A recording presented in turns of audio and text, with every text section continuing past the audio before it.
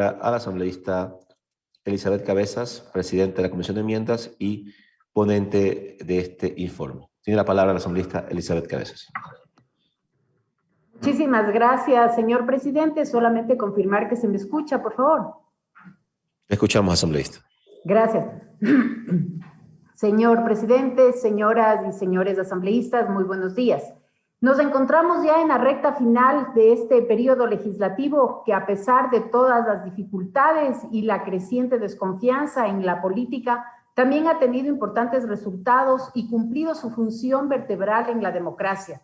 Más allá de los eventos por los que esta asamblea ha tenido que transitar y a riesgo de ser criticada, quiero reconocer en esta asamblea su labor en el procesamiento de importantes leyes y la de retomar, sobre todo luego de un largo periodo, sus funciones en la tarea de legislación y de fiscalización. Es esta asamblea, justamente, señor presidente y señores asambleístas, la que tuvo que enfrentar el difícil proceso de reinstitucionalización del Estado y la transición ordenada de autoridades que fueron electas por el Consejo Transitorio. También hemos tratado 3 enmiendas constitucionales y una reforma, la cual es hoy motivo justamente de esta sesión del Pleno. Y traigo a colación esta reflexión para refrescar la memoria sobre nuestro rol en la reinstitucionalización del Estado, ya que a criterio de los proponentes de este proyecto, el objetivo de la reforma es fortalecer la institucionalidad democrática y le corresponde a esta asamblea el análisis de la consistencia y coherencia de las reformas planteadas y sobre todo de la consecución de los objetivos, así como la pertinencia en el marco de la estructura del Estado, sus costos, beneficios, trascendencia y oportunidad en el tiempo de la misma. Estimados colegas, estamos hablando de reformas de la Carta Magna de la República, tema que se debe asumir con profunda responsabilidad. La Asamblea Nacional es el primer poder del Estado. Aquí confluyen los representantes legítimos del poder ciudadano. Aquí se encuentra para la reflexión y el diálogo y la confrontación de las ideas la mayoría de las representaciones políticas nacionales y territoriales. Es este el espacio legítimo y constitucional que modifique el marco jurídico nacional. Por ello es impertinente, por decirlo menos, que se cuestione la autoridad de este Pleno para analizar, modificar, aprobar o reprobar un proyecto de reforma constitucional, con mayor razón todavía, si esta propuesta afecta directamente a la estructura del legislativo, en la que hemos estado todos nosotros inmersos y conocemos directamente sus conflictos y sus dificultades, y por lo tanto entendemos que las mejoras del mismo no pasan necesariamente por hacer una segunda cámara, sino por reformas internas que fortalezcan al organismo legislativo. La comisión presenta ante ustedes un análisis técnico que incorpora diversas visiones de especialistas, sociedad civil y actores institucionales y que han aportado de manera directa a la construcción de este documento, con un análisis racional, consistente, objetivo y práctico de cada una de las propuestas que han sido incluidas en esa reforma. Me permito, señores asambleístas, voy a compartir con ustedes una presentación que ha sido elaborada para justamente dar cuenta del tratamiento de esta reforma que ha sido trabajada durante varios meses con los miembros de la comisión.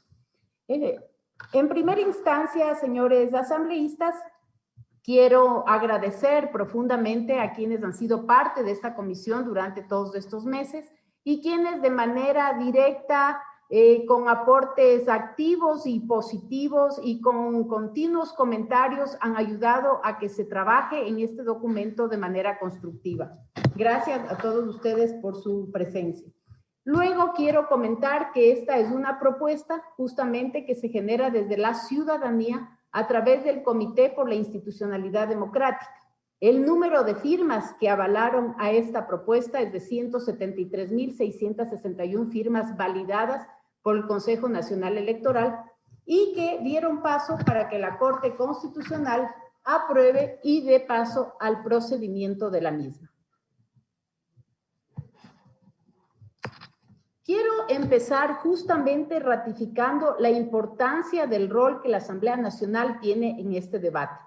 La reforma planteada cuenta con un dictamen de procedimiento de la Corte Constitucional número 4-19-RC de fecha 21 de agosto del 2019. En esta misma línea y respecto al tratamiento de la reforma, la Corte Constitucional en sentencia número 018-18-SIN-CC claramente estipula las facultades que la Asamblea Nacional tiene para hacer cambios.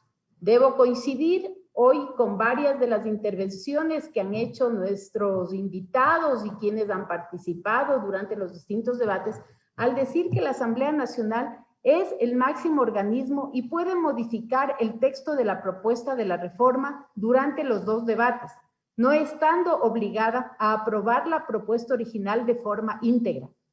Respecto a esta posibilidad, el fallo constitucional señala con claridad lo siguiente. La Corte Constitucional elabora su razonamiento y dice: ¿cuál sería entonces la razón para que el constituyente ecuatoriano haya previsto la existencia de estos dos debates si la Asamblea Nacional se enfrentare únicamente a la opción binaria de aprobar o reprobar las propuestas de enmiendas constitucionales? Más aún si para la aprobación de enmiendas representadas por iniciativa de otros actores, en concreto el presidente de la República y la ciudadanía, la Constitución obliga a hacer uso de otros mecanismos de democracia directa como es la convocatoria al referéndum. ¿Qué mecanismo podrá utilizar la Asamblea Nacional para maximizar las oportunidades de participación democrática de la ciudadanía a través de sus representantes o de manera directa? La respuesta a dichas preguntas no puede ser sino la utilización de mecanismos efectivos de consulta e intervención efectiva de la ciudadanía y sus representantes. Este fue el dictamen de la Corte Constitucional cuando, ustedes recordarán, se eliminaron las enmiendas constitucionales en el año 2018, lo cual es totalmente válido ahora para el caso de las reformas que estamos analizando. En suma, la Asamblea Nacional tiene plenas facultades para generar en el debate legislativo modificaciones, sustituciones, eliminaciones, adiciones, entre otras alteraciones a las propuestas que se reciban. Estas atribuciones están vinculadas a su naturaleza y finalidad en el principio de deliberación del que está dotado el trabajo de la Asamblea Nacional. En tanto, sus funciones se sustentan en la deliberación democrática que hace alusión a la toma de decisiones de carácter político sobre la base de opiniones múltiples, plurales y divergentes. Por lo tanto, no hay ninguna duda sobre la capacidad que este Pleno tiene justamente de votar a favor o cambiar o añadir o restar textos a las propuestas que originalmente ha recibido. Esa es la potestad de este Pleno a través de sus distintos debates. Quiero ubicar en una línea de tiempo el trabajo que se ha realizado en esta comisión y decir que esta es una propuesta que viene desde julio del 2019, cuando el Comité por la Institucionalidad Democrática, los proponentes de esta reforma, ponen en conocimiento de la Corte este proyecto. Ha pasado por varias instancias, como correspondía la validación de las firmas, la revisión de las preguntas y finalmente hemos llegado al momento en que la comisión, el 15 de diciembre, presentó al Pleno ya su informe para segundo debate, que hoy es materia justamente de esta sesión. Debo informar que durante estos dos debates se han tratado y se han recibido importantísimos aportes en las diferentes sesiones que hemos realizado. En el caso del primer debate son 11 sesiones con 31 comparecientes y en el caso del segundo debate son 12 sesiones con 29 comparecencias. En este grupo de comparecencias obviamente han participado tanto las instituciones involucradas cuanto los proponentes y muchísimos representantes de organizaciones sociales, de sector académico y ciudadanos en particular. Sin embargo, el trabajo de esta comisión y de esta Asamblea Nacional no termina aquí. Si es que nosotros hoy aprobamos las reformas que así han sido planteadas, todavía queda un camino que tendrá que transitar esta propuesta, que de acuerdo al artículo 442 de la Constitución, habla claramente de que tendrán que ser ratificadas en un referéndum aprobatorio. Esto es hasta el 24 de abril, fecha tope en la cual el CNE deberá convocar a un proceso de referéndum para consultar al ciudadano sobre los artículos o sobre las partes pertinentes que hoy sean aprobadas o sobre la totalidad de las reformas que aquí han sido planteadas.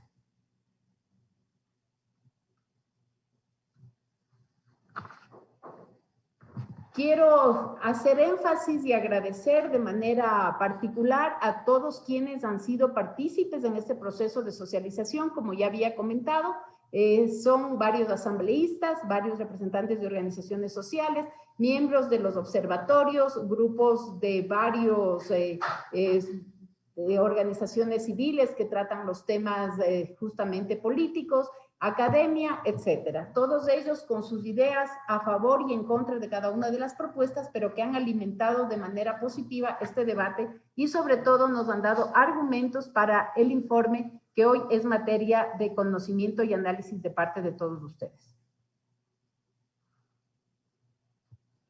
Voy a ir directamente ya, señor presidente y señores asambleístas, a los puntos trascendentales que son parte de esta reforma. La reforma que estamos planteando hoy implica la modificatoria de 26 artículos de una disposición derogatoria, 2 disposiciones transitorias, 4 disposiciones generales y una disposición final. Y fundamentalmente todos estos artículos tienen relación a 3 ejes fundamentales que son los planteados en la propuesta de la reforma constitucional. Primero, la eliminación del Consejo de Participación Ciudadana y Control Social. Segundo, el rediseño de la Asamblea Nacional a través de la creación de un sistema bicameral.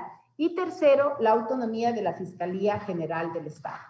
Voy a detenerme de manera lo más concreta y sucinta, pero clara posible sobre cada uno de estos temas, toda vez de que también hemos tenido varios invitados que han hecho sus intervenciones respecto a las fortalezas y debilidades de cada uno de los puntos. En primer lugar, me quiero referir a la eliminación del Consejo de Participación Ciudadana y Control Social.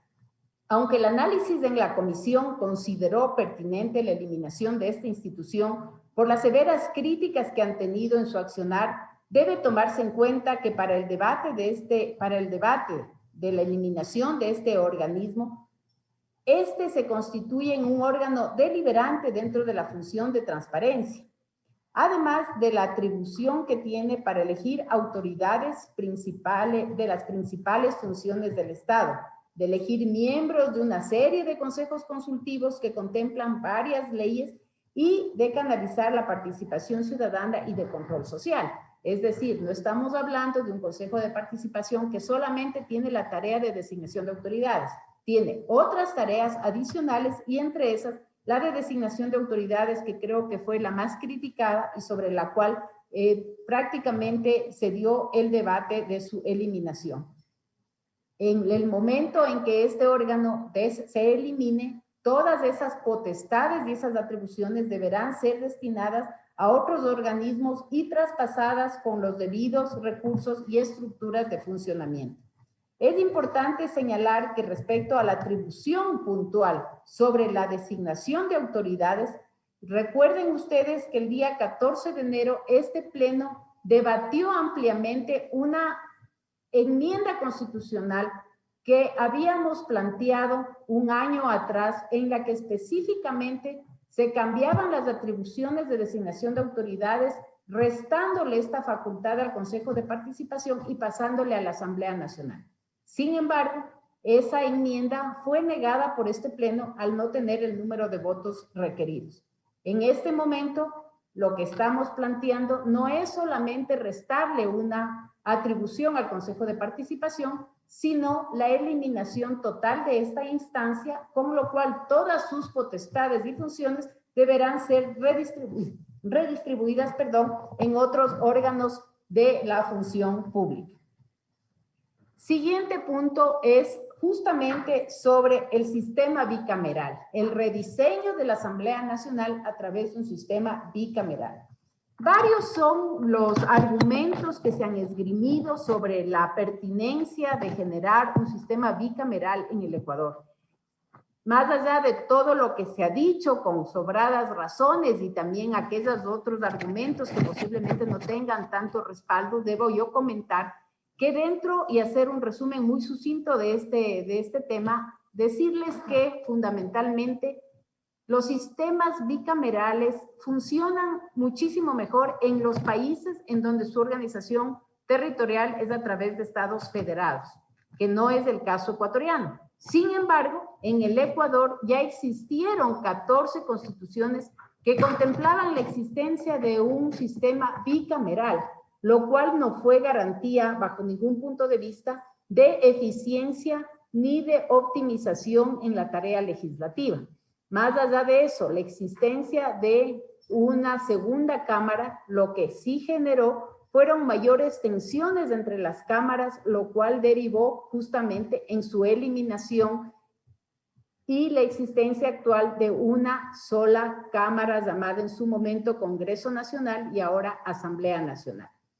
Es clarísimo que se puede dar una duplicidad de funciones entre las dos cámaras, con además el problema que ha sido ya expresado de la reducción de las representaciones territoriales, lo cual afectaría de manera ostensible a las provincias de menor cantidad de representantes al momento.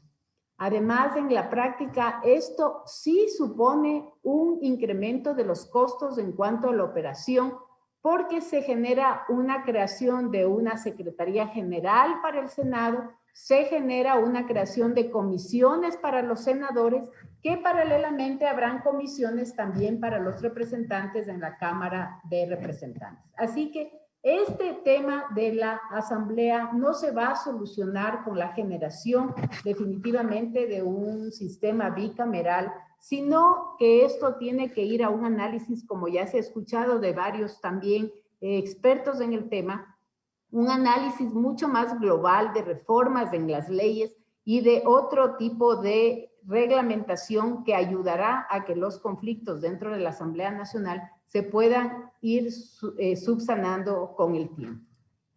El último punto es la autonomía de la Fiscalía General del Estado. Respecto a este tema, debo comentar lo siguiente.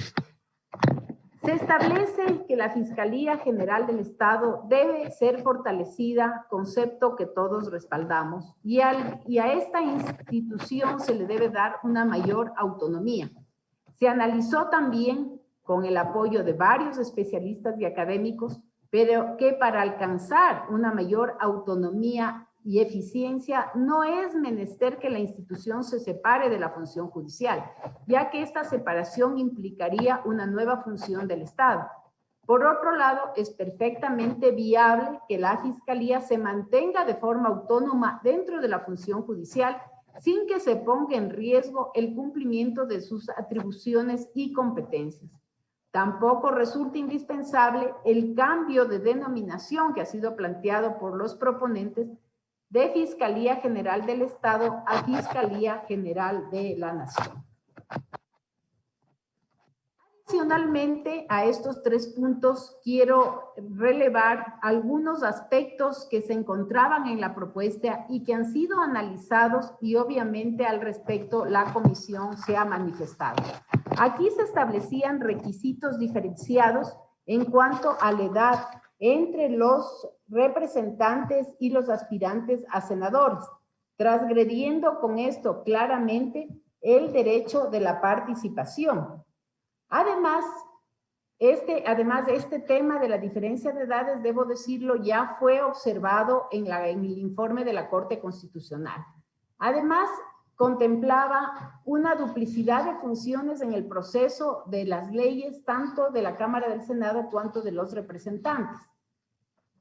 Generaba procesos de formación de leyes mucho más complejos y dilatados a través de la revisión entre las cámaras del Senado y la Cámara de Representantes, con la participación de la Corte Constitucional, y la posibilidad de que la Asamblea Nacional someta a juicio político a los jueces de la Corte Constitucional. Esta fue una propuesta que vino de origen de parte de los proponentes y que esta comisión en su informe la eliminó por considerar que no era prudente en lo absoluto que así se lo haga.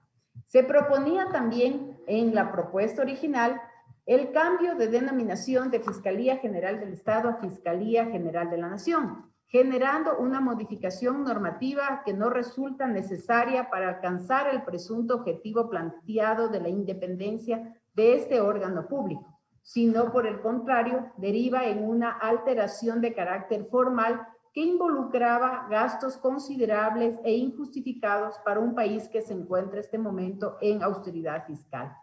Además, se incluía temas discriminatorios con la diferenciación de los años de duración del periodo de 4 años para los senadores y 2 para los asambleístas, propuestas que realmente no fueron de consenso en la comisión, así como también que el reemplazo de los alternos que salieran a vacaciones o tuvieran que asumir sus funciones sea realizada por el siguiente más votado, sin que esto tenga coherencia con el espacio o la curul ganada por la tienda política que haya participado en el proceso electoral.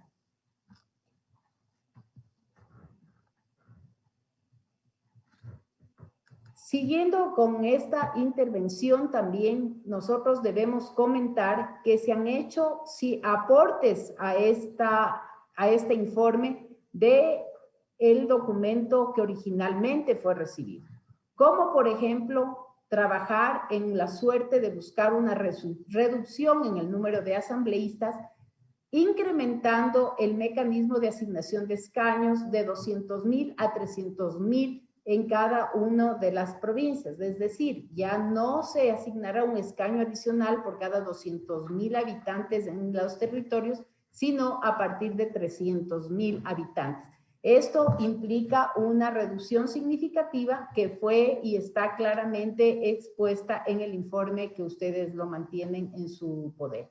Adicionalmente, se ha establecido procedimientos diferenciados para la votación de las leyes orgánicas y ordinarias que son importantes manejarlas.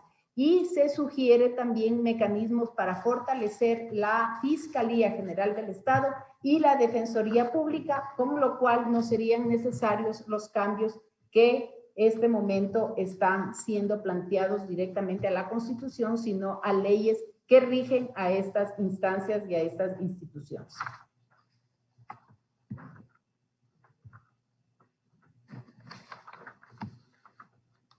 De conformidad con lo dispuesto en la sentencia 018-18 SIN-CC, quiero evidenciar la necesidad de que este pleno se pronuncie votando en esta reforma de manera individual, artículo por artículo.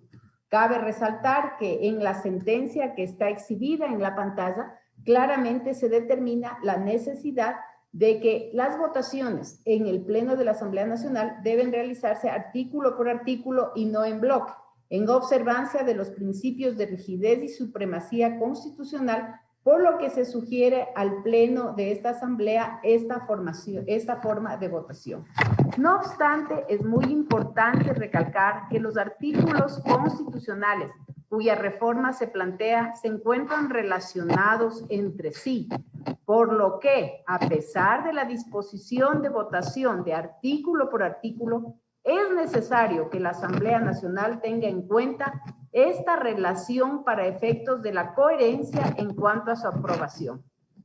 Debo también señalar que no hay una disposición ni constitucional ni legal clara respecto de la forma de votación por parte de la Asamblea Nacional. en relación al número de votos que se requieren para la aprobación de una iniciativa de reforma constitucional. Y aunque las reformas de la Ley Orgánica de la Función Legislativa establecen en el artículo 73 que el proyecto de reforma se aprobará por la Asamblea con el voto favorable de la mayoría absoluta de sus integrantes, esta reforma no está en vigencia y entra en vigencia a partir de mayo del 2021. Esta Asamblea hace pocos días, les recuerdo a ustedes, votó 3 proyectos de enmiendas constitucionales y aprobó uno de ellos con mayoría calificada del Pleno. En tal sentido, es indispensable que este Pleno defina la forma de votación de este informe, considerando la trascendencia de un proceso de modificación constitucional y la coherencia que se debe mantener hoy respecto a la votación que tuvimos en meses anteriores. Para finalizar, colegas asambleístas, me permito hacer unas reflexiones que pueden abonar al debate y análisis que hoy nos corresponde realizar. De aprobarse este proyecto, este sería sometido a un referéndum aprobatorio luego de la segunda vuelta electoral prevista para el 11 de abril. Es decir, para entonces, el país tendrá una nueva asamblea, un nuevo gobierno y una nueva correlación de fuerzas políticas a las que esta asamblea heredará un proceso de referéndum que representará costos en un momento de crisis financiera y de crisis sanitaria para todos los ecuatorianos. Las reformas constitucionales deben ser un recurso de última instancia, es decir, agotados todos los mecanismos para conseguir objetivos que en muchos casos correspondan a reformas de carácter administrativo, de gestión y de gerencia institucional, más que de concepto constitucional. Los procesos de enmiendas y reformas deben ser planteados a la luz de un análisis integral que corrija lo que sea indispensable, pero que no desnaturalice los elementos transversales de la Carta Fundamental de nuestra democracia.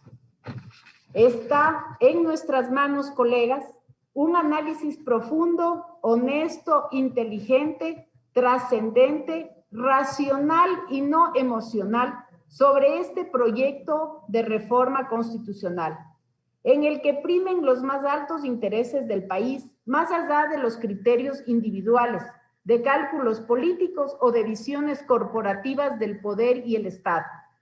El Ecuador nos observa bajo la luz de sus necesidades y expectativas urgentes. Enviemos un mensaje democrático y de responsabilidad con la realidad que hoy tenemos que vivir todos los ecuatorianos. Muchísimas gracias.